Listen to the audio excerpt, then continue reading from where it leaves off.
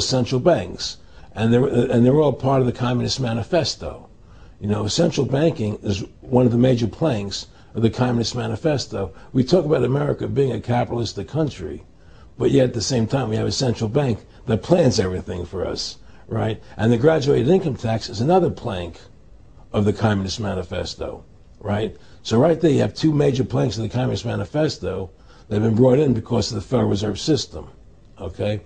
So the ultimate goal that these people have in mind is the goal to create a one world government run by the banking industry, run by the bankers, and they're doing it in sections. The European currency, the euro, and the European Constitution is one part of it. Now they're trying to do it in America with the North American Union, right? And they want to create a new currency called the Amero, right? And the whole agenda is to create a one world government where everybody has an RFID chip implanted in them. All money is to be in those chips, right? There'll be no more cash.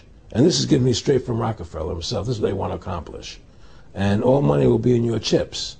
And so instead of having cash, anytime you have money in your chip, they can take out whatever they want to take out whenever they want to. If they say you owe us this much money in taxes, they just deduct it out of your chip digitally. Total control. Total control. And if you're like me or you, and you're protesting what they're doing, they can just turn off your chip. And you have nothing. You can't buy food. You can't do anything. It's total control of the people. And that chip's connected to a database that has your purchasing records, what you do, what everything, you sell. Everything is in there, you know? And so they want a one world government controlled by them, everybody being chipped, all your money in those chips, and they control the chips, and they control people. And you become a slave. You become a serf to these people. That's their goal. That's their intentions. Eric, can you be specific about when you met Rockefeller, how it happened in these discussions? I met Rockefeller through a female attorney I knew who called me up one day and said, one of the Rockefellers would like to meet you. I had made a video called Mad as Hell, and he'd seen the video and wanted to meet me and knew I was running for governor of Nevada. So sure, I'd love to meet him. And I met him, and I liked him, and he was a very, very smart man. And we used to talk and share ideas and thoughts. And he's the one who told me 11 months before 9/11 ever happened that there was going to be an event. Never told me what the event was going to be, but there was going to be an event. And out of that event, we were going to invade Afghanistan to run pipelines from the Caspian Sea. We were going to invade Iraq, you know, to take over the oil fields, establish a base in the Middle East, and make it all part of the New World Order. And we'd go after Chavez in Venezuela. And sure enough, later, 9/11 happened. And I remember he was telling me how how you're going to see soldiers looking in caves for people in Afghanistan and Pakistan and all these places. And there's going to be this war on terror, which is no real enemy. And the whole thing is a giant hoax, you know, but it's a way for the government to take over the American people. He told you it was going to be a hoax. Oh, yeah. Oh, yeah. There's no question. He says, there's going to be war on terror. And he's just laughing. There's no, who are we fighting? I mean, why do you think 9/11 happened and then nothing's happened since then? Do you think that our security is so great here that these people who pulled off 9/11, who were able to, can't knock down another plane? Come on, it's ridiculous. 9/11 was done by people in our own government and our own banking system to perpetuate the fear of the American people into subordinating themselves to anything the government wants them to do. That's what it's about, and to create this war, this endless war on terror. And that's why and that was the first lie. And the next lie was going into Iraq, you know, to get Saddam Hussein out with his weapons of mass destruction. That was the next lie. Now, specifically, this was a little over 6 years ago. This was 11 months before 9/11. Yeah. And Nick Rockefeller, who's a lawyer, he's become your friend over the previous years, and he's saying to you that there's going to be this big event, and then out of that we're going to have a war on terror, and it's just going to go on and on. Right. An endless war on terror without any real enemy. That you can never, so you can never define a winner. And did he say that it's going to be perfect because you can't define an enemy? It just goes on and Yeah, on? because you can't define a winner. There's no one to beat, so it goes on and on forever. And they can do whatever they want. They scare the hell out of the American public. Look, this whole war on terror is a fraud. It's a farce. It's very difficult to say it out loud because people are intimidated against saying it. Because if you say it, they want to make you into a nutcase. But the truth has to come out. That's why I'm doing this interview. The fact of the matter happens to be that the whole war on terror is a fraud. It's a farce. Yeah, there's a war going on in Iraq because we invaded Iraq.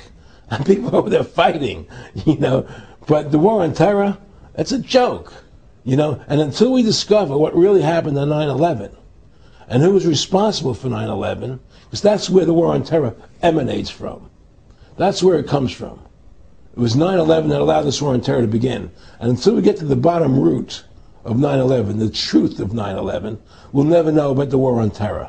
Aaron, you said that he was, and I think it's important, and I know this about the Rockefellers from Dr. Dennis Cuddy and many others, who literally, you'll be 20 years old in a lunch line at college, and no, it was David Rockefeller. And they're experts at recruiting and getting what they call players, and that clearly he was, I want to make it specific and just get you to reiterate what you said last night about you got 30% of the vote, you were having an effect, you made mad as hell. They knew that you'd started the Constitution Party. Yeah. They knew that you were somebody who was taking action and getting things done. You'd already made some big films, had a lot of other successes. Right. So they were trying to recruit you, and didn't it come down to the point of, hey, we are here to recruit you, and don't worry, your chip's going to say, don't mess with us. This guy's don't touch. Yeah, yes, that did happen. Now, I was definitely being recruited, but it's more subtle than that. Well, in your words, just go through the process, and then what he said. Well, what it is remember we were friends, and we used to go to my house a lot. We'd have dinner, we'd talk, and he'd tell me about business investments, how you get involved in, or they would help me with this business investment or that business investment. And was I interested in joining the Council on Foreign Relations? I would have to get a letter to join them, but was I interested in that? And just stuff, leading you on.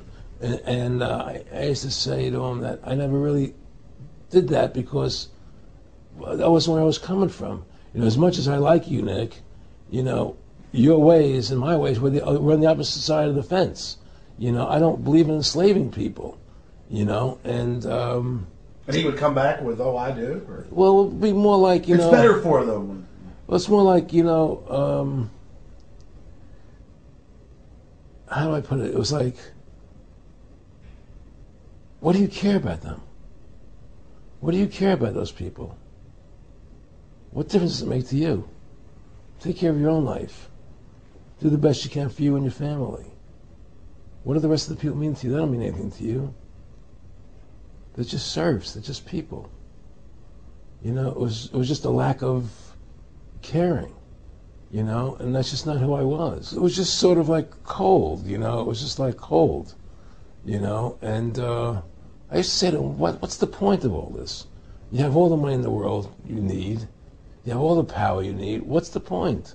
What's the end goal? And he said the end goal is to get everybody chipped, to control the whole society. To have the bankers, the elite people, the bankers and some governor controlling the world. And I said, do all the people in the Council on Foreign Relations believe this way you do? He said, no. Most of them believe they're doing the right thing. A lot of them believe it's better off being socialistic. We have to convince people that socialism is really capitalism. Because America's becoming a socialist country. It's a communist country today. Well, one of the things they told me was that he was at the house one night, and we were talking, and he started laughing. He said, "Aaron, what do you think women's liberation was about?" And I said, I had pretty conventional thinking about it at that point. I said, I think it's about women having the right to work, getting equal pay with men, just like they won the right to vote, And he started to laugh. He said, "You're an idiot." And I said, "Why am I an idiot?" He said, let me tell you what that was about. We, the Rockefellers, funded that. We funded Women's Lib, And we're the ones who got all over the newspapers and television, the Rockefeller